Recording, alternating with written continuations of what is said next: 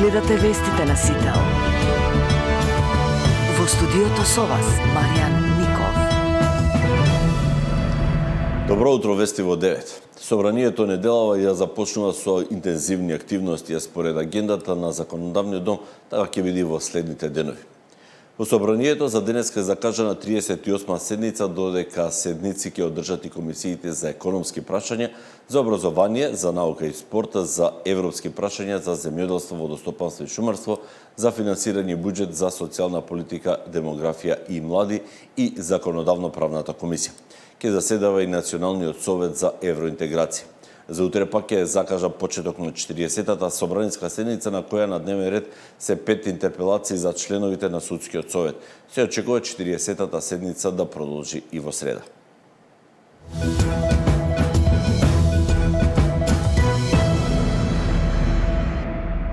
Дуи ретерира од првичните изјави дека нема да дозволи да се одржат локалните избори, доколку Уставниот суд одлучи за албанскиот јазик. Берим Беџети, координаторот на пратеничката група, вели дека немаат намера да ги бойкотираат изборите, но политичката криза што ќе се создадела ќе го спречи нивното одржување. Изјавата доаѓа ден по информацијата дека Уставниот суд добил јасна поддршка од САД да одлучува ослободен од притисоци во пресрет на подготвителната седница за Законот за јазици закажана за 20 март. Дуи нема намера да ги бойкотира локалните избори, но одлуката на Уставен за Законот за јазиците може да предизвика политичка криза во која нема да може да се одржат избори. Уште еден представник од највисокото раководство на Дуи се закани. Секако ќе дојде до политичка криза ако се чепне во Законот за јазиците. Ние не сме најавиле никаков бојкот. Ние секогаш сме биле и сме спремни за избори.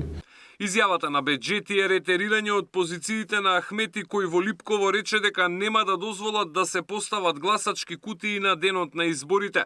Променетата реторика на Дуи доаѓа на ден по информацијата дека Уставниот суд добил јасна поддршка од САД да одлучува ослободен од притисоци во пресрет на подготвителната седница за Законот за јазици закажана за 20 март.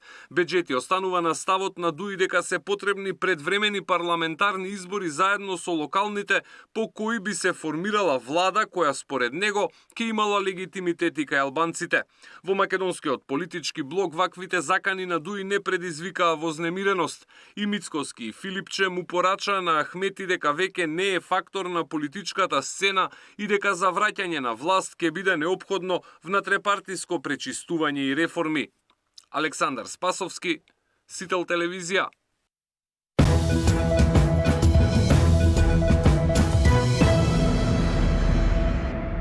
Министерот за дигитална трансформација Стефан Антоновски, кој гостуваше во дневникот на Сител во тема на денот, зборуваше за тоа кога сите услуги ќе бидат целосно дигитализирани.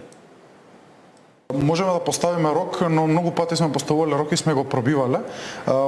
Поентата во моментот Македонија е лидер во регионот по бројот на дигитални и на електронски услуги, но за жал се тргнало од погрешна стратегија да се дигитализираат услугите што биле најлесни за дигитализација, а не услугите кои што граѓаните најмногу ги употребуваат. Нашиот фокус сега е да одиме во два правци. Едниот правец е да ги дигитализираме услугите што граѓаните најмногу им се потребни, најмногу ги користат, за да ја поткренеме свесноста дека постојат вакви електронски услуги и секако паралелно со тоа да одиме со оние институции кои што се најподготвени за брза дигитализација на нивните услуги.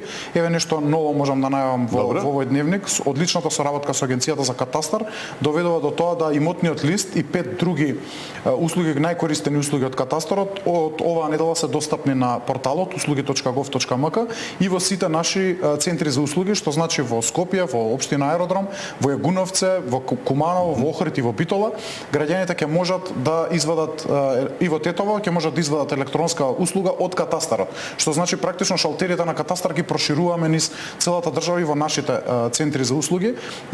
Извод од катастарски план, промени, предбележување, така натаму, тие се најкористените. Мислам дека во наредниот период и сите услуги кои што катастарот веќе ги нуди електронски ќе успееме да ги закачиме. Тоа значи дека нема да им треба хард копи или документ. Токму така со измените. Дека ќе биде тоа со дигитален печат, дигитален жиг, подпис. Тоа е идејата.